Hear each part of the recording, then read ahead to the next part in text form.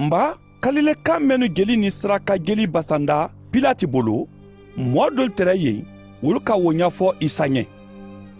A kalu jaabi k'a fɔ ko a ye alu kɔnɔ ko ba alu ka tɔɔrɔya o sɔrɔ ko alu la julumu ka bon ne tɛrɛ ka tɛmɛ Galileka tɔlu kan ba. O kuma tɛ n di y'a fɔ alu ɲɛ ko ni alu m'alu jo yɛlɛma alu fana di halaki ɲa o ma.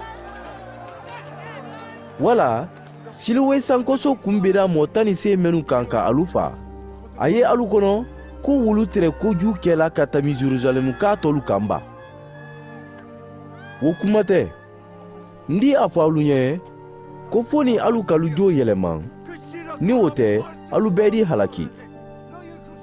A ka kolankoman dɔ kɛ alu ɲɛ k'a fɔ ko toroju kelen tɛrɛ kɛ dɔ bolo a la raisinfɛn dɔ. Lon do a nana toroden ɲinindiya kɔni a ma fɛn sɔrɔ. A k'a fɔ a la baaraden ɲɛ ko n bɛna sanji 3 kɛ n ye toroden ɲinina toroju nin na kɔni n ma fɛn sɔrɔ a la. O dɔ i ye a tɛ a kana to dugu damuna ten. Kɔni o k'a jaabi ko faama a to san 1 nin fana ye tɛmɛ san ye a lamini sen ka nɔgɔ kɛ a fɛ. San dɔ ni a ka den kɛ o le ni a ma den kɛ i di a tɛ.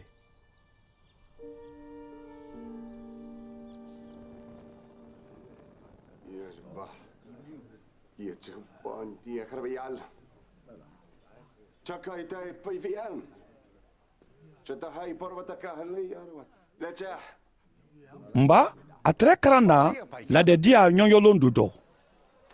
I ɲa lɔ muso dɔ tɛrɛ yen ginaju tun bara mɛn na kaɲa san 19 kɔrɔ. A kɔ tun bara banbidi a tun tɛ se k'a latelen.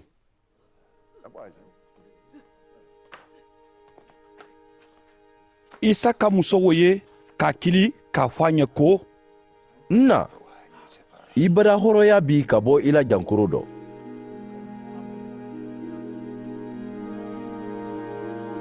a k'a bolola muso kan muso wo kɔ latelen na i kɔrɔ a ka Ala tando.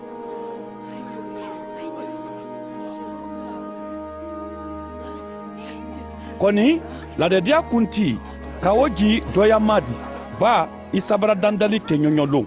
A k'a fɔ jama ɲɛ ko tile 6 le yen baara ka kan ka kɛ mɛn ma alu ye na lon wolu dɔ ka alu danda kɔni ɲɔɲɔlon tɛ. Faama ka jaabi ko alu filankafolu ni misi wala fali kɛra alu bolo alu tɛ wa alu filen ka alu ma yɛlɛma ka alu lami ɲɔɲɔlon ba. Muso nin ye Ibrahima denmuso le di min tun sidinɛ Setana bolo san 19 kɔrɔ. O man kan ka hɔrɔnya ka bɔ a la sidili o dɔ ɲɔɲɔlon ba. jabilo ka jul bɛɛ lamaloya kɔni jama tɛrɛ sewala a la kunnayirenko wolu kosɔn. O dɔ a k'a fɔ ko Ala la mansaya ye ɲa ɲuman ma a di se lala mun ma. A ye le yo mutardikisɛ mɔɔ ye mɛn foyi la a la nakɔ dɔ a di bonya ka kɛ yo yiriju sanma kɔnɔlu di alu ɲanu la a bolonu la.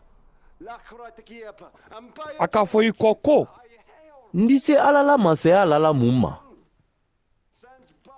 A ye le yo Levin muso ye mɛn ta la k'a donnen kɛ mun pani ɲa 3 dɔ k'a lama han a bɛɛ ye funu.